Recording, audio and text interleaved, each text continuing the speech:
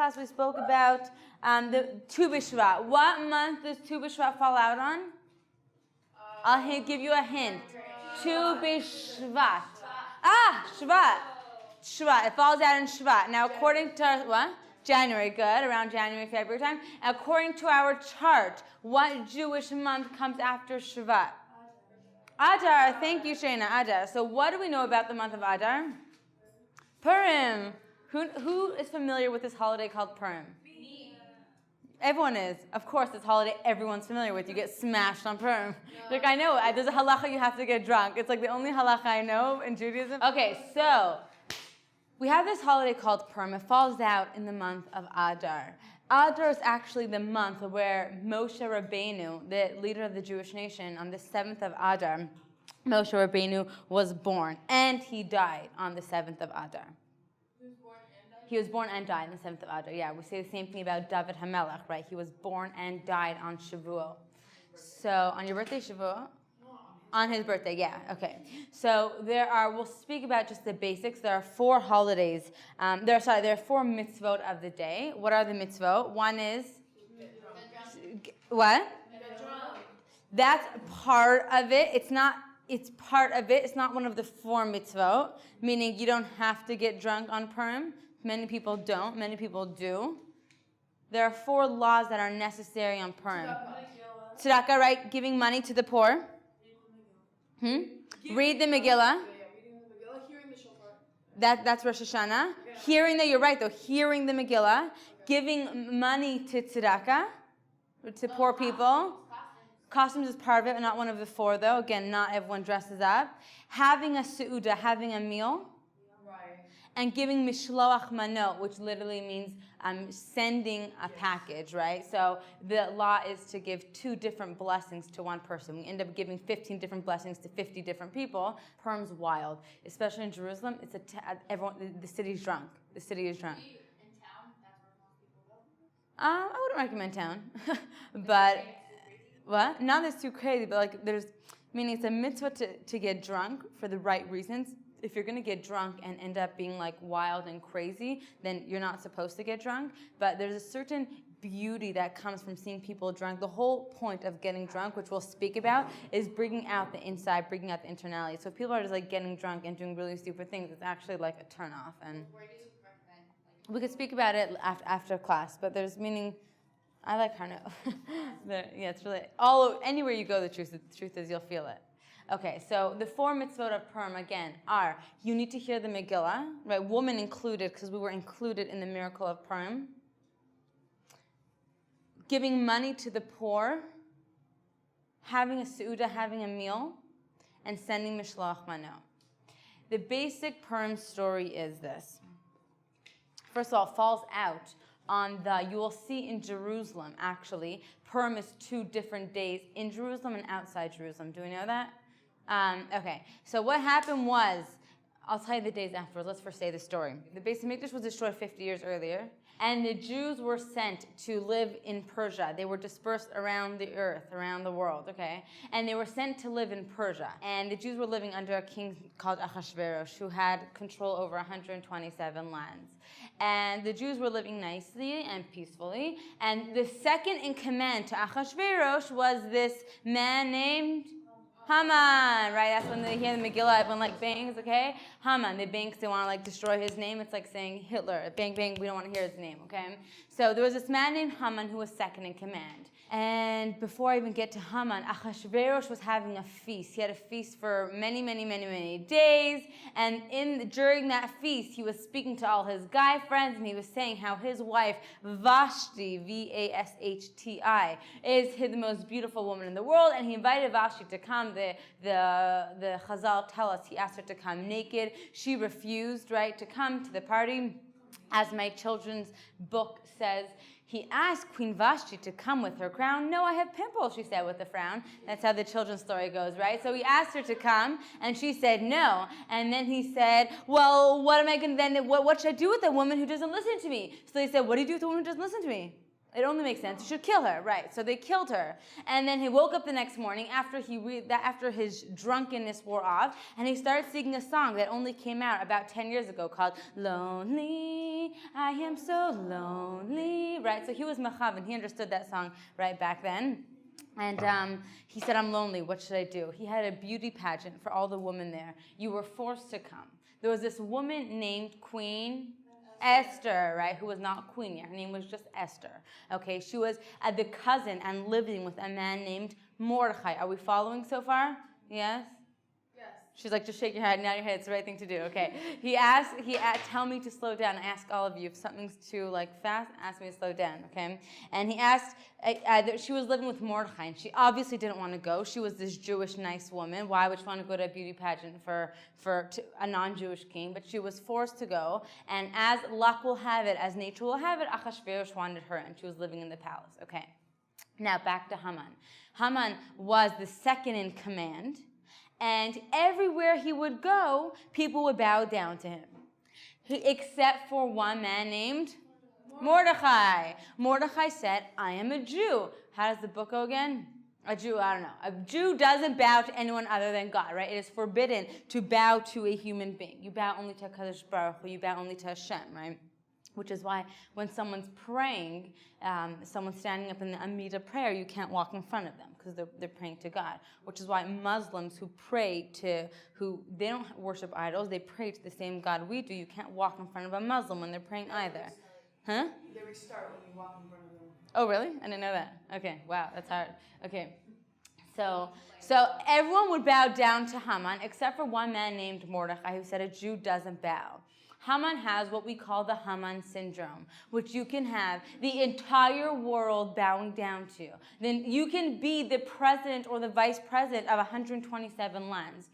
It doesn't matter. One person didn't bow. It drove him crazy. So he had a brilliant plan. And every day he'd walk by. And every day Mordechai, who was there, he was part of them, he was one of the leading Torah sages at the time, he refused to bow, okay?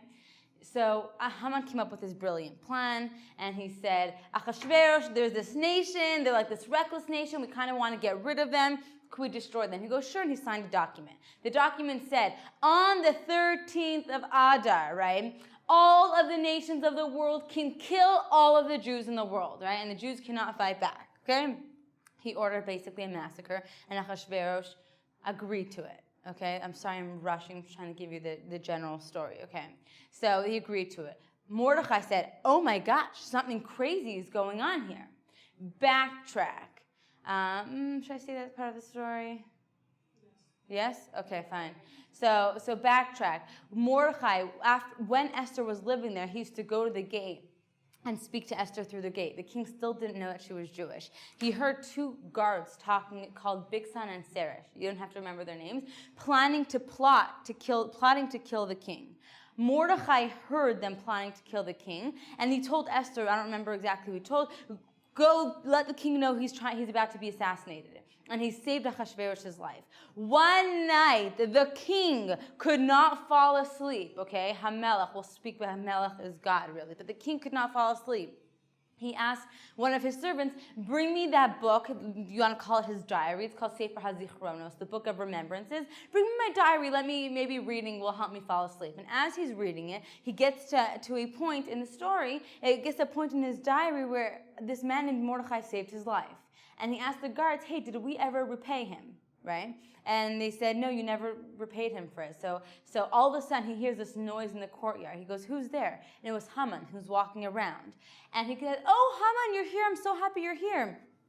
What would you do to someone who you want to reward and you want to pay them back? They saved the king's life. And Haman's like, well, who else could the king be talking about other than me? Well, what I would do to him is I would put on the king's clothes onto him. I would put the king's clothes onto him and put him onto the king's horse and have, someone, maybe even Mordechai, have someone push him around saying this is someone who the king respects and who the king wants to thank, etc.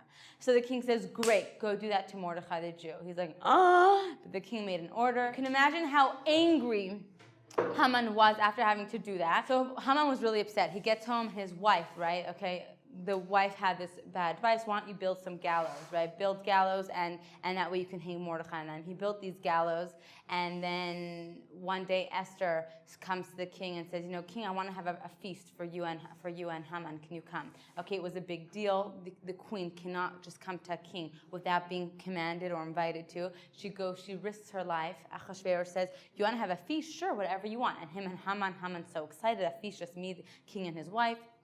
And they sit down, and the king said, what is it that you want, my love? Up to half of the kingdom I'll give you.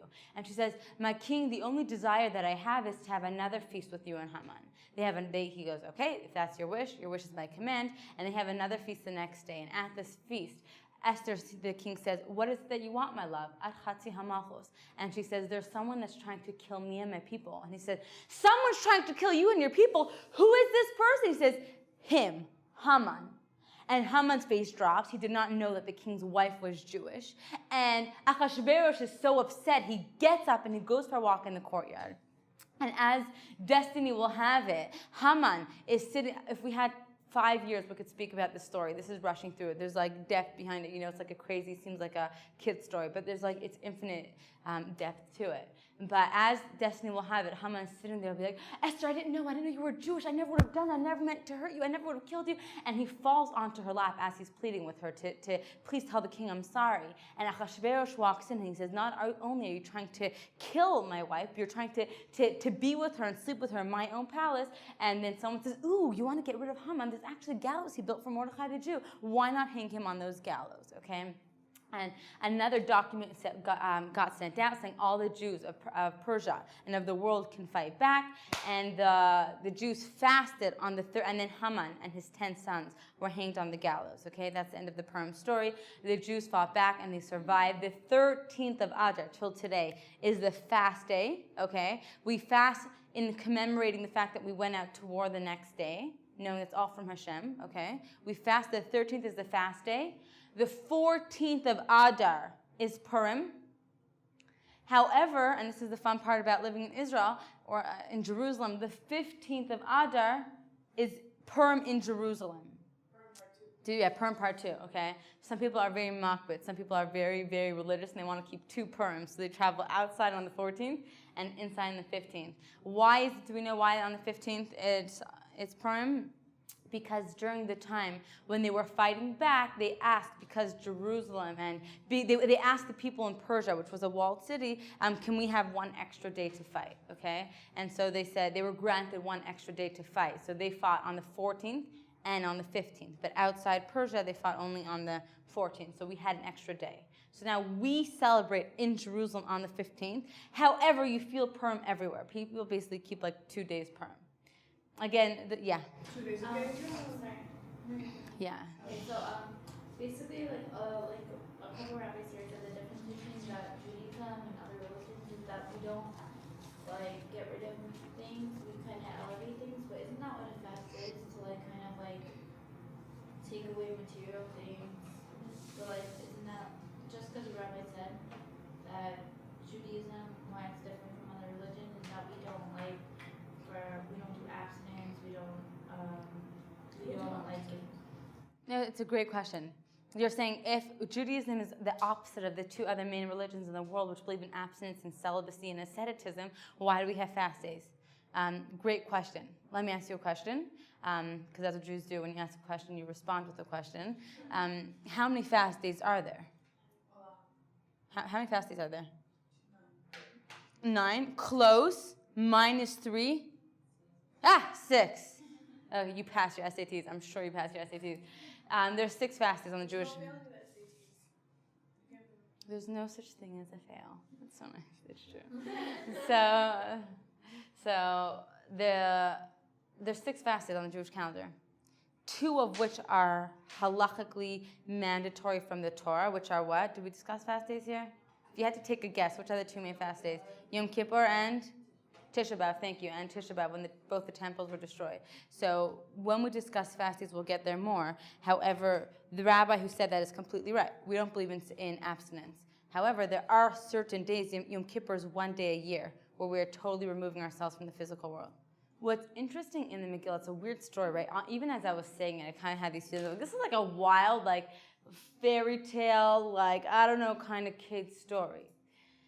And the whole Purim story, the way that it comes about, and this is my what I personally take from Purim every single year, is that it just seems totally natural.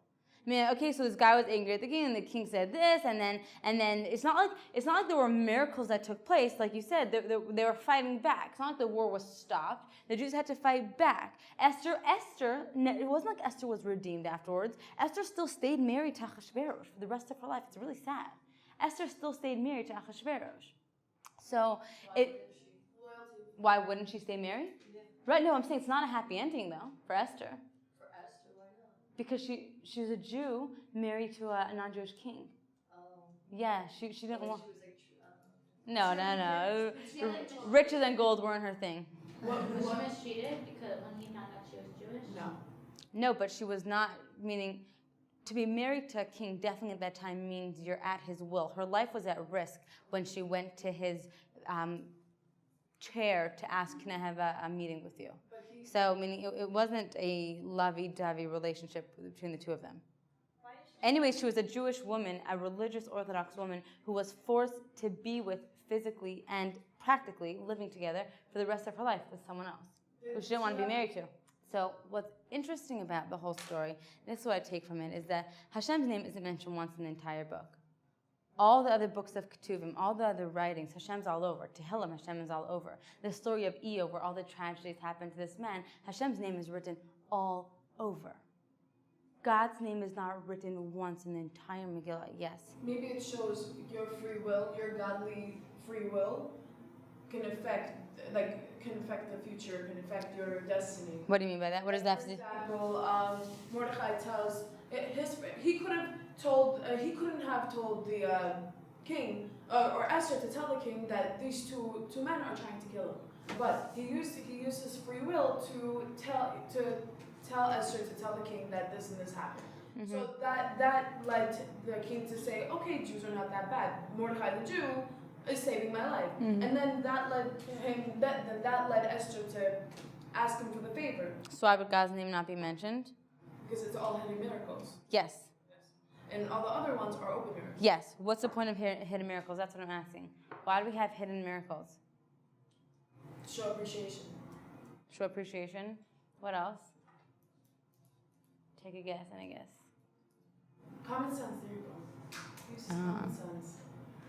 What would be the point of a hidden miracle? You're God, you could do anything. Maybe he was protecting someone. Maybe God was protecting someone. Like maybe if he did something outward and open, like Esther going to be caught too. So that's actually the practical reason, in the sense that Esther wrote Megillat Esther.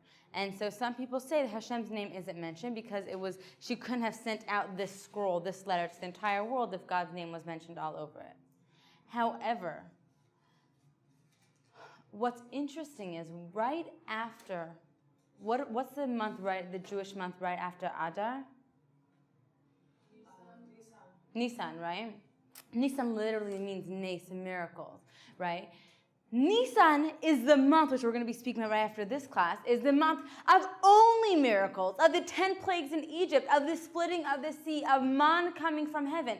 Only open miracles. However, open miracles do not always reflect and represent a solid relationship. Let me give you an example, right? You can have couples who are all over themselves, all over each other in public. They could have a loving relationship. They could not have a loving relationship, right? Meaning, not loving, sorry. They could not have a solid relationship. I don't know, right? But just because you're all over each other in public doesn't mean it's a solid relationship. Open miracles are, so to speak, us all over each other in public, right? However, a couple who they are solid together, they don't feel the need, they don't feel the necessity to prove to the world that they're all over each other in public. You get it? We're together so far? Adar, the month of Adar, Megillat Esther literally means, what you said it before, Bella? What does Esther mean? Oh, hidden. Right? Hidden. And what does Megillah mean? Giloy legalot. Yeah, to reveal, expose, right? Expose or reveal. We'll go with. Oh, maybe she exposed you. The whole Megillat Esther is literally revealing the hidden. That's what Megillat Esther is. Hashem's name isn't mentioned anywhere. In our lives, it's so hard when we have challenges, when we have these hardships, when we're going through something. And God, I don't get it, right? That's what the Jews were saying then in Persia. God, I don't get it, right? A massacre is set to take place on the 13th of Adar. Where are you? But guess what? There's something called an emotional bank account. Every relationship has one. An emotional bank account means I say good morning to my husband. Hi, honey, how are you? Can I make you a cup of coffee?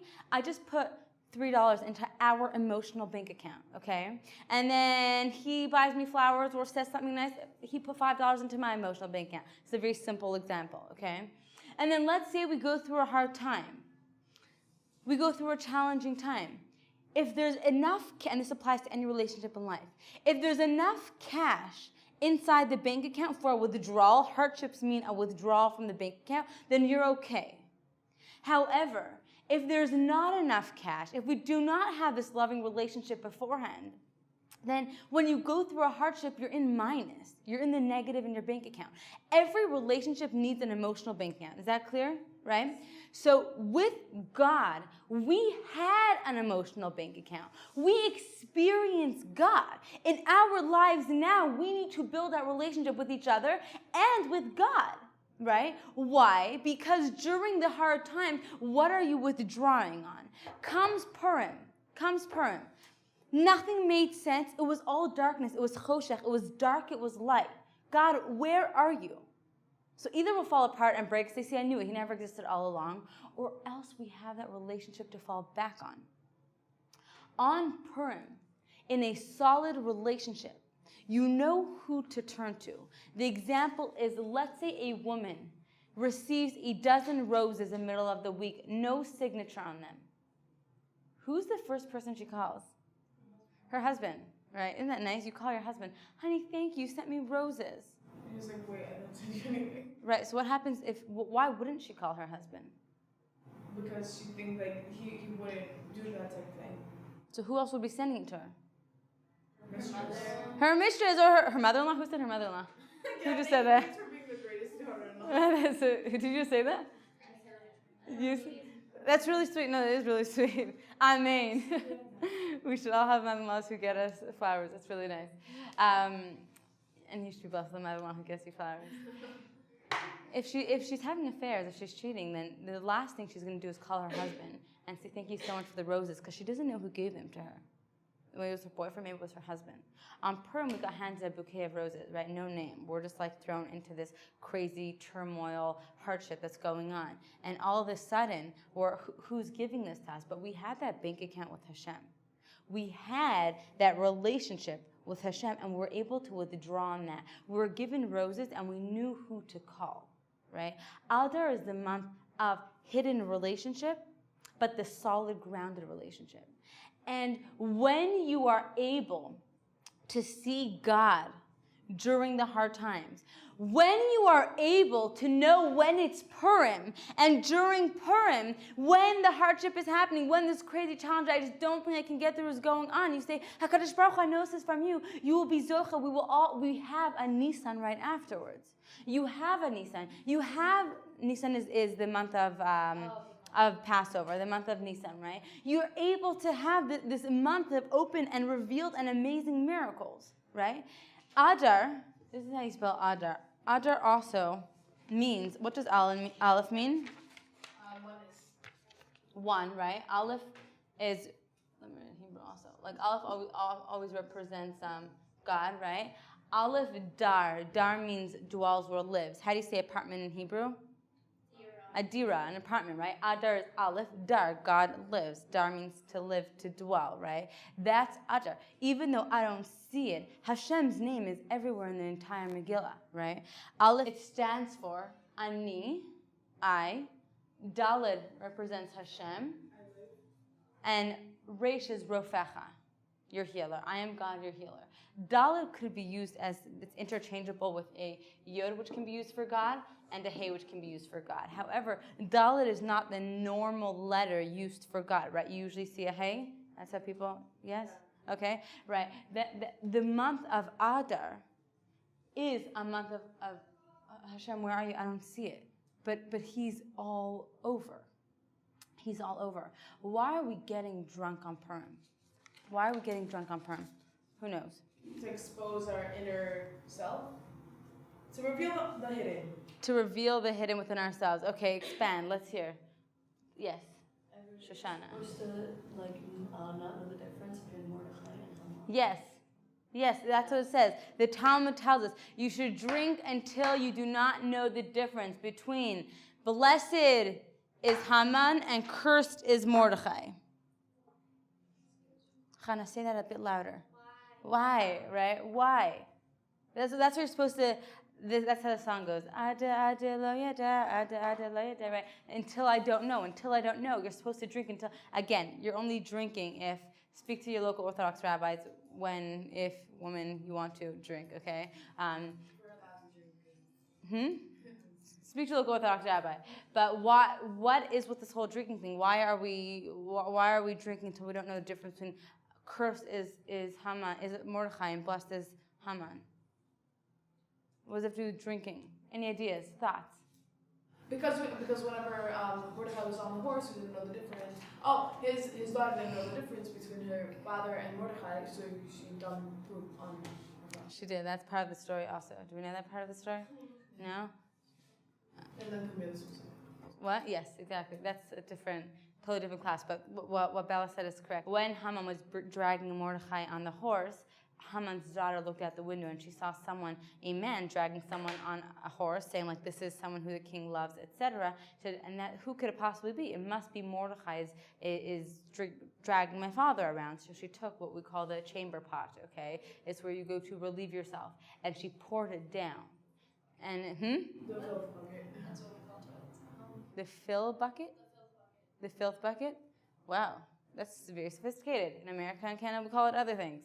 We'll go with the filth bucket. So she took the filth bucket and she poured it down. And all of a sudden, Haman looks up and he sees it's his daughter who just poured that bucket on top of him. And she looks down, she sees it's her father. And she's like, Dad? He's like, daughter? And she takes her own life because she's so devastated by what just happened. What is that? Real? That's like a real thing that happened? Yeah. Okay, I know, that's what I'm saying. There's so much we could speak about Purim. We'll probably continue the next class. So we have this mitzvah to drink until you know the difference between Haman and Mordechai. There is a certain aspect, this may seem crazy to say, there's a certain aspect of blessed is Haman. Because Haman's pain is what pushed us straight into HaKadosh Baruch Hu's hands, Hashem's hands, right? Pain, unfortunately, is oftentimes the impetus to bringing us closer to Hashem, bringing us closer to people we love, right? So there's a certain degree, a certain aspect of blessed is Haman for the closeness he brought between us and God. And there is a certain degree, if I can even say such a thing, of cursed is Mordechai, God forbid, because, and this, again, it goes much deeper, but in a certain degree, Mordechai stopped Mashiach from coming, okay? If all the Jewish nation were going to be killed, right, then they believed Mashiach would have come, and that's why some of the Jewish members didn't want him to fast and pray. Why? Just let the massacre happen. So there is an aspect of that, but why is it we're drinking until we get to that point? Because we wouldn't be able to do that normally. Thank you. Yes, when we're sober, in this world, in this lifetime, in Olam Hazeh, where it's referred to, the Ramchal says as Laila, as a night, I can't see that Haman's pain is good.